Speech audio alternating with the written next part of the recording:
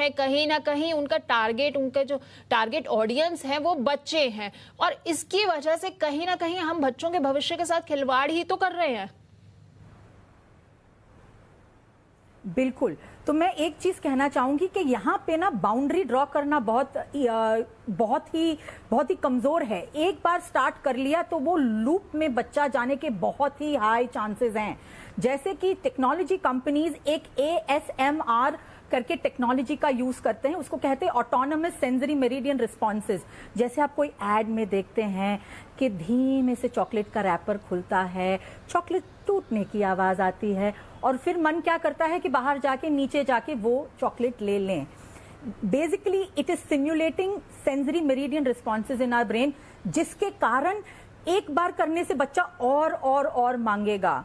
Secondly, dopamine जो release होता है हर बार, डोपामीन एक रिवॉर्ड केमिकल है, तो जब ये रिलीज होता है, जैसे मैंने लास्ट इंटरव्यू में भी कहा था, वंस रिलीज्ड आपको और वो रिवॉर्ड्स चाहिए। So technology companies are making these technologies to get our attention. काफी आजकल साइट्स है जो कहते हैं कि हम आपको यहां से दुनिया के उस कोने में आपको कनेक्ट करते हैं। आज उनका मॉडल कनेक्टिविटी नहीं है, उनका मॉडल हमारा अटेंशन स्पैन है। इसलिए हम कहते हैं कि अटेंशन स्पैन जो है इंडिविजुअल का फ्रैक्चर्ड है। गोल्ड फिश से भी कम है हमारा अटेंशन स्पैन। और attention deficit hyper activity disorder के इतने बच्चे देखती हूं, और उनका कारण यही नहीं है कि उनको पढ़ाई में तकलीफ है, उनका कारण ये है कि आज वो मोबाइल के में ट्रैप्ड हो चुके हैं because of ASMR, because of dopamine. बच्चे ही नहीं, हम एल्डर्स भी यही टेक्नोलॉजी का शिकार होके, इनफैक्ट अब्रॉड की जो कंपनियां हैं जो ये टेक्नोलॉजीज बनाते हैं, वो एक्चुअली अपने बच्चों को इन सारी टेक्नोलॉजी से एक एज तक दूर रखते हैं। ऐसा क्यों? क्योंकि उन्हें पता है। तो मैं आपको 2-3 चीजें बताऊंगी। एक जो है कि डोपामीन का एक्सेस जो फ्लो आता है बॉडी में, अब वो एक लत की तरह है। आपको बेटर कब लगेगा? जब दोबारा आप वही चीज इस्तेमाल करेंगे, तभी आपको रिलीफ आएगा। अब इंसान जो है अपने अंदर की खुशियां ना ढूंढ के सोशल मीडिया पे ढूंढता है कि नहीं वहां पे मुझे लाइक्स मिलेंगे।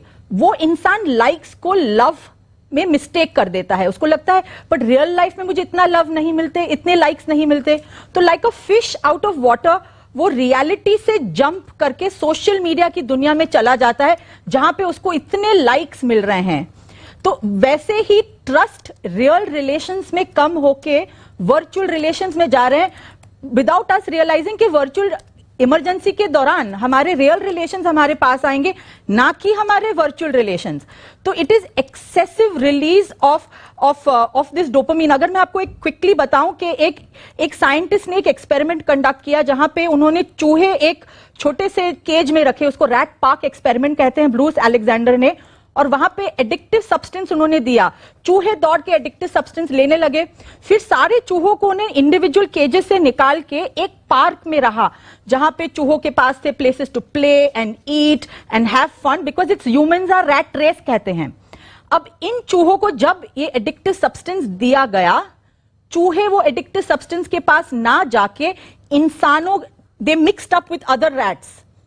इस एक्सपेरिमेंट में उन्होंने कंक्लूड किया कि the opposite of addiction is real human connection.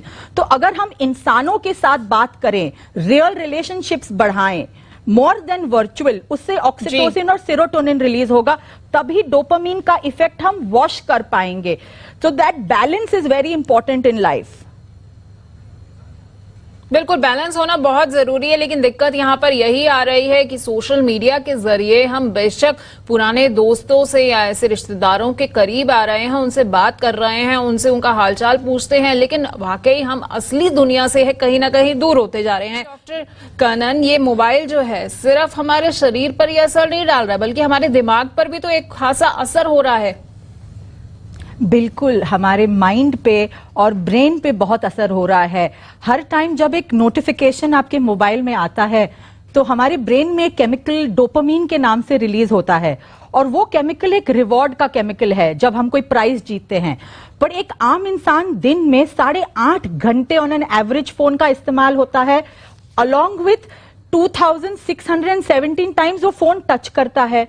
तो इसके कारण एक्सेस डोपामीन रिलीज होता है, जिससे एंजाइटी बढ़ने लगती है और लोगों की खुशी उनसे और ही दूर भागती रहती है। इंसान खुशी ढूंढ रहा है पर खुशी से बहुत दूर है इंसान, because of the excessive use of digital gadgets.